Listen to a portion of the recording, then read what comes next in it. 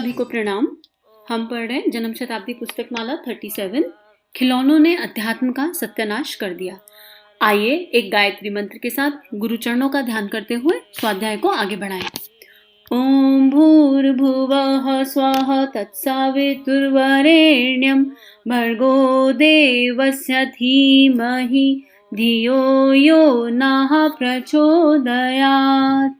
इस प्रवचन में, इस स्वाध्याय में गुरुदेव अपनी वेदना बता रहे हैं, अपनी पीड़ा बता रहे हैं। अब तक हमने ये समझा कि हमने अध्यात्म को सही परिभाषा में समझा नहीं, अध्यात्म के तत्व को समझा नहीं, कर्मकांड में, मंदिरों में उलझ कर रह गए और अध्यात्म ही भ्रष्ट हो गया, अध्यात्म ही दुष्ट हो गया। हमने अपनी सोच से, अपनी संकीर्ण सोच से अध्यात्म की गहराई में बिना उतरे अध्यात्म को ही कह दिया कि अध्यात्म बेकार है, वो भ्रष्ट है, वो दूषित है। और हर जगह गुरुदेव ने इतना कड़े शब्दों में लिखा कि हर जगह अध्यात्म की लाश ही है। जहां पर भी कर्मकांड हो रहा है, यज्ञ हो रहा है, सब कुछ हो रहा है, हो सब कुछ रहा है। हम मंदिरों में जा रहे हैं, घंटे बजा रहे हैं, लेकिन हमको अंतःकरण में कोई परिवर्तन नहीं आ रहा, हमारी भाव संवेदनाओं में रत्ती भर भी अंतर नहीं आ रहा। तो ऐसे अध्यात्म का कोई लाभ नहीं है। अध्यात्म को जीवंत करना पड़ेगा, क्योंकि अध्यात्म आत्मा का प्राण है। फिर गुरुदेव ने गायत्री तप साधना का महत्व बताया कि लोग आते हैं और कहते हैं हमने इतना जप कर लिया, इतना तप कर लिया, हमको आराम नहीं पड़ रहा, हमको फायदा नहीं हो रहा। तो गुरुदेव कह रहे हैं कि आपने कौन सा जप तप किया। आप शांति कुंज भी आते हैं अनुष्ठान साधना करने, तो आप टूरिस्ट की दृष्टि से आते हैं। आपसे कह दो उपासना कर लो, साधना कर लो, अन्न कोश की शुद्धि कर लो, आहार की शुद्धि कर लो, तो आप कहते हो इस सब के बारे में तो हमको पता नहीं, ये सब तो हमसे होगा नहीं। तो आप कुछ करना नहीं चाहते और लाभ सारे जाते हो। तो अपने स्तर को ऊंचा उठाने की बात यहाँ पर गुरुदेव इस स्वाध्याय में कर रहे हैं कि आप अपने स्तर को ऊंचा उठाइए। और शांति कुंज कोई धर्मशाला नहीं है कि ना समझो कि आकर वहां भीड़ लग जाए। आप शांति कुंज अगर आ रहे हैं तो उस भूमि की दिव्यता को समझिए, उस भूमि की दिव्यता को जानिए और वहां आकर साधना अनुष्ठान में जीवन को, समय को खर्च कीजिए। अपने घर में भी रह रहे हैं तो एक श्रेष्ठ जीवन जीने का प्रयास। फिर गुरुदेव ने अपने जीवन का एग्जाम्पल दिया कि गुरुदेव ने गायत्री को एक्सपेरिमेंट के तौर पर लिया, ना नमक खाया ना मीठा खाया, 24 साल की विशेष साधना करी और तब उनको ये यकीन हो गया जब कि गायत्री कामधेनु है, गायत्री में सारी शक्तियां छुपी हुई हैं। तब उन्होंने सब लोगों से बताया। तो यहाँ पर गुरुदेव ने यह भी बोला कि इस उपासना का मजाक मत बनाइए, अगर आप नहीं कर सकते तो इसका मजाक मत बनाइए। फिर कुछ लोग जाते हैं और कहते हैं कि हमको तो जो है कुंडलिनी जागरण करना है। तो गुरुदेव कह रहे हैं कि भाई नर्सरी की पढ़ाई पढ़ी नहीं, आ गए पीएचडी पढ़ने। अरे बेसिक तो जान लो, मैं जितना बेसिक काम दे रहा हूं उतना तो कर लो, मैं तुमको सब कुछ सिखाऊंगा। लेकिन इनिशियल स्टेज पर मैंने तुमको अनुष्ठान करना सिखाया, माला घुमाना सिखाया, प्राणायाम करना सिखाया। अब तुमने अगर ये सब कर लिया, इनिशियल स्टेज वाला काम, तो तुम्हारे पांचों कोश स्वयं शुद्ध होने लगेंगे। आगे का काम अपने आप हो जाएगा, क्योंकि गायत्री एक जीवंत साधना है। अगर तीनों शरीर से वाटर माई को समझते हुए ये किया तो क्या होने लगेगा, पंच कोशों की साधना हो जाएगी। पंच कोश कौन से? अन्नमय कोश, प्राणमय कोश, मनोमय कोश, विज्ञानमय कोश और आनंदमय कोश। इनके बारे में कल थोड़ी सी बात की थी। अब गुरुदेव बोल रहे हैं जब इंसान साधना करता है तो उसका पहला चरण क्या है, सबसे पहले क्या होता है? पहला होता है आत्मशोधन। आत्मशोधन मतलब रिफाइनमेंट, सेल्फ रिफाइनमेंट। मैं अपनी आत्मा के सत्य के निकट पहुंच जाऊं, क्योंकि आत्मा तो नित्य शुद्ध बुद्ध है। कीचड़ तो हमने चढ़ाया है अपने ऊपर, अपने विचारों से, अपनी भावनाओं से। तो इसे गुरुदेव के शब्दों में पढ़ते हैं। मित्रों, अध्यात्म में आत्मशोधन पहली प्रक्रिया है। पंचमुखी गायत्री के 5 मुखों को 5 दिशाओं, 5 धाराओं, गायत्री उपासना के 5 टुकड़ों में बांट दिया गया है। इसमें 3 चरण हैं, एक पर्व है, इसमें एक ओम है।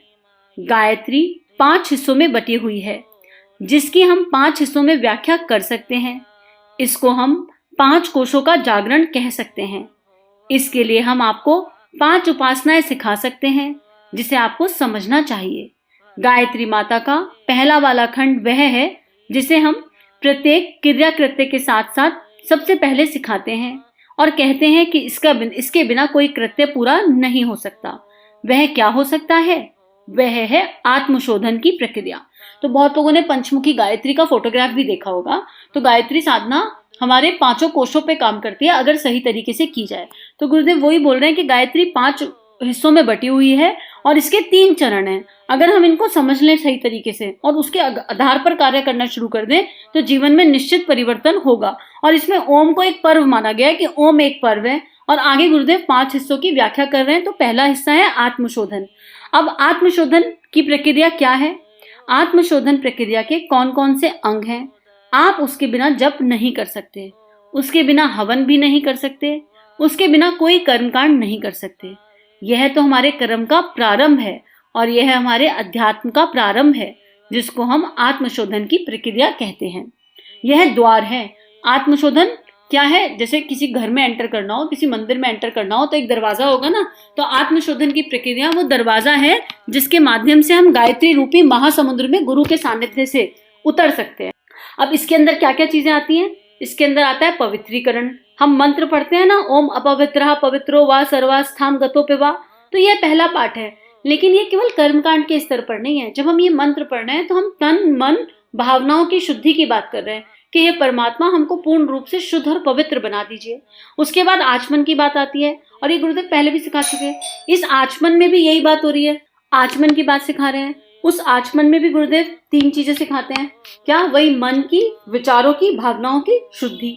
उसके बाद न्यास है, फिर शिखाबंधन है, फिर प्राणायाम है और फिर पृथ्वी पूजन है। षट कर्म कहा जाता है इन्हें। ये 6 क्रियाएं हैं, लेकिन इनका एक तत्व दर्शन भी है। और ये करने से हमें स्मरण आ जाता है कि इस पृथ्वी के प्रति हमारा क्या भाव है, प्राणायाम कितना इंपॉर्टेंट है, न्यास हमारा एक एक अंग पवित्र हो, हमारी सारी इंद्रियां अंतर्मुखी हो जाएं। हम हर एक इंद्रिय को स्पर्श करते हैं ना, 11 की 11 शरीर की भी, कर्मेंद्रियां, ज्ञानेंद्रियां सबको स्पर्श करते हैं। तो ये स्मरण दिलाने के लिए है कि ये शरीर मुझे परमात्मा के लिए मिला है, मुझे इसको परमात्मा को समर्पित करना है।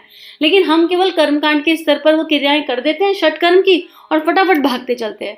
तो गुरुदेव ये कह रहे हैं कि आप इन षट कर्मों के प्राण को समझिए, अध्यात्म की भूमिका में प्रवेश कीजिए और गायत्री उपासना के दरवाजे खोलिए।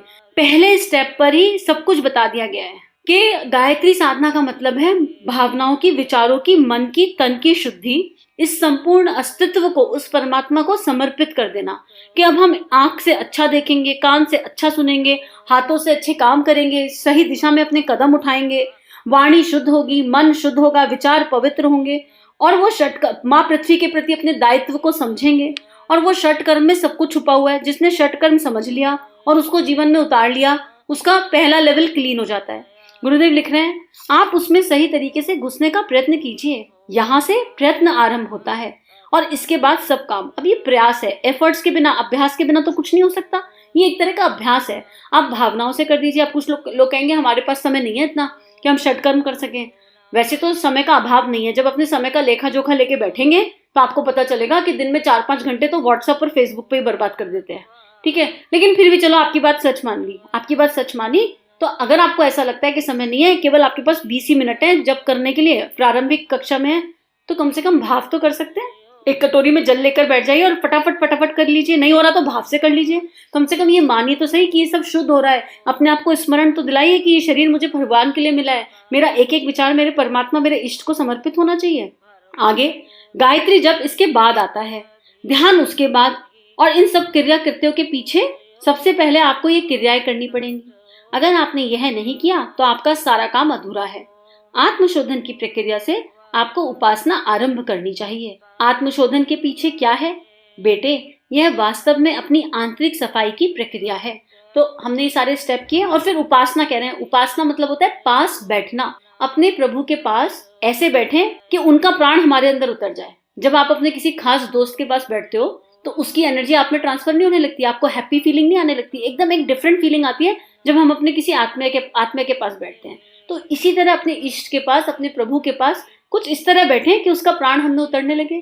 तो जब माँ गायत्री के पास बैठ रहे हैं तो सविता का ध्यान करते हुए बैठे, गुरु का ध्यान करते हुए बैठे, भावना करें कि सविता का प्राण हम में उतर रहा है और हमारे भीतर की तेजस्विता को जागृत कर रहा है। और इन सारे कृत्यों के बाद भावना रूप से उसके बाद गुरुदेव लिख रहे हैं, जिसकी आंतरिक सफाई होनी शुरू हो गई, जिसकी आंतरिक सफाई हो गई, उसके अंदर से सारी दिव्यता स्वयं प्रकट हो जाएगी। गुरुदेव के शब्दों में आंतरिक सफाई किस तरह की जाती है? जिस तरह से आपने जमीन से कच्चा लोहा निकलते देखा। बाहरी और कच्ची मिट्टी का नाम लोहा है। बाहरी मिट्टी लोहा कैसे हो जाती है? स्टील कैसे हो जाती है? बेटे, उसे गर्म करना पड़ता है, शोधन करना पड़ता है, इसकी मिट्टी अलग निकाल देते हैं, जला देते हैं। आप बोकारो चले जाइए, सारी की सारी फैक्ट्रियों में चले जाइए और यह कहिए कि साहब यहाँ कच्चा लोहा पकाया जाता है। अच्छा, तो लाइए कच्चा लोहा दिखाइए। कच्चे लोहे में मिट्टी मिली होगी, मिट्टी को साफ करना और साफ करके लोहा निकालना सबसे पहला काम है।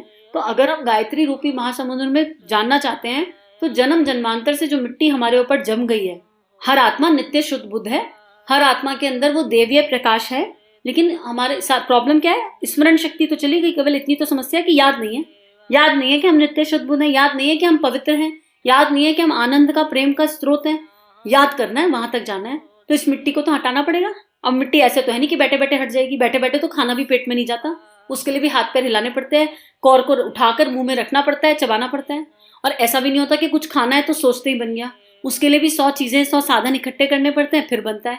ठीक है, जब एक इतनी छोटी सी चीज के लिए इतने एफर्ट हैं, तो ये तो आत्मा के निकट जाने का द्वार है। आत्मा के निकट जाने के द्वार के लिए कुछ तो करना ही पड़ेगा। तो इस मिट्टी को हटाने की प्रक्रिया का पहला कदम है सेल्फ रिफाइनमेंट, आत्मशोधन। और उस आत्मशोधन के 6 स्टेप हैं। अगर भावपूर्ण तरीके से, प्रेम के साथ, तीनों शरीरों से जुड़कर ये प्रक्रिया कर ली जाए, तो फिर गायत्री उपासना सही मायनों में फलित होनी शुरू हो जाएगी। लेकिन ये पहला स्टेप है। तो आज के लिए इतना ही स्वाध्याय, आगे का कल पढ़ते हैं। हम सभी का जीवन गुरु तत्व के सूक्ष्म दिव्य सानिध्य में मंगलमय है। हमारे YouTube चैनल को सब्सक्राइब कीजिए और बेल आइकन पर क्लिक कीजिए ताकि आने वाली सभी वीडियो की नोटिफिकेशन आपको मिलती रहे। आप सभी को बहुत बहुत थैंक यू।